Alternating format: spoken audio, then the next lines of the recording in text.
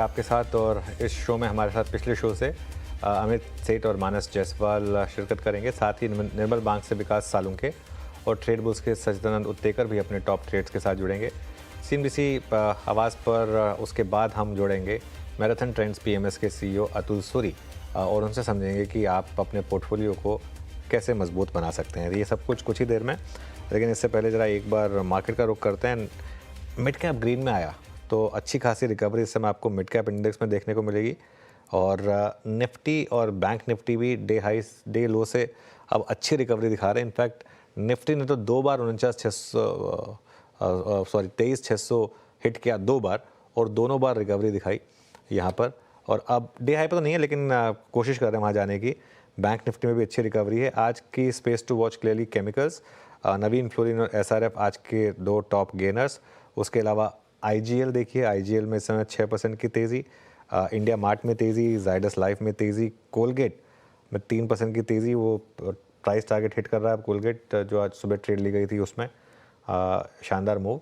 और मन्नापुरम अब 3.5% ऊपर। ध्यान रखिएगा ये खुला था करीब 6-6.5% ऊपर, जहाँ खुला था वहीं इसने हाई बनाया और वहाँ से अब थोड़ा नीचे आता हुआ। वीरू जी हाँ, ये थी हफ्ते बाजार की समरी और अब चलते हैं ट्रेड्स को पिक करना शुरू करते हैं और मूव्स अच्छे आ रहे हैं बाजार में। स्टॉक स्पेसिफिक अमित सेठ जी, मानस जी, पिछले कार्यक्रम से इस कार्यक्रम में भी विकास सालुके और सचिन जी अपना फ्रेश जो नज़रिया है लेकर जुड़े हैं। Sachin ji good morning. आपका जो रीडिंग है वो क्या कर रहा है? पहले तो ट्रेड्स आपके। Good morning, Virendra ji. Good morning, Anuj ji, and good morning to all the panelists. Clearly, Nifty, I think थोड़ा सा अभी भी कंसोलिडेशन फेज में ही है। 23,550 मुझे लग रहा है काफी इम्पोर्टेंट सपोर्ट रह सकता है। कल की जैसे रिकवरी हुई थी, मुझे लग रहा है एक कंफर्मेशन की जरूरत है कल के स्विंग हाई के ऊपर, जो लगभग अराउंड 23,750 के आसपास है। तो ये लेवल जैसे निकल जाता है, मुझे लग रहा है मार्केट में एक काफी स्ट्रॉन्ग ट्रेंडिंग बुलिश बायस बनेगा।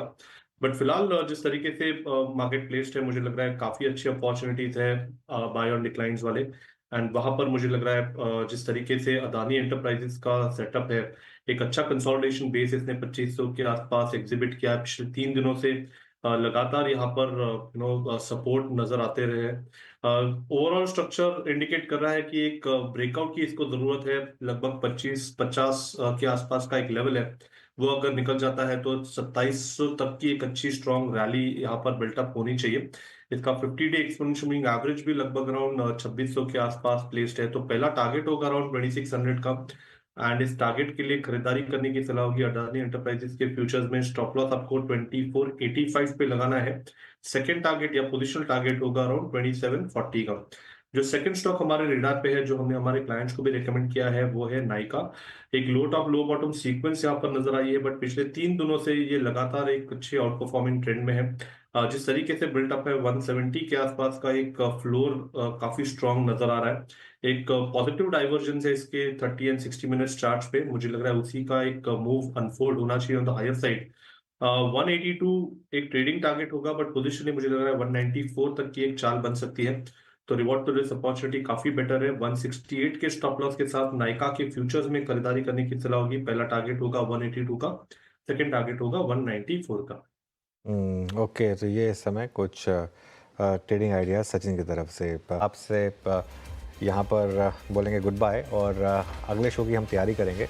और आज ट्रेडर्स हॉटलाइन श्रेया की जिम्मे है, तो इस ब्रेक के बाद ट्रेडर्स हॉटलाइन।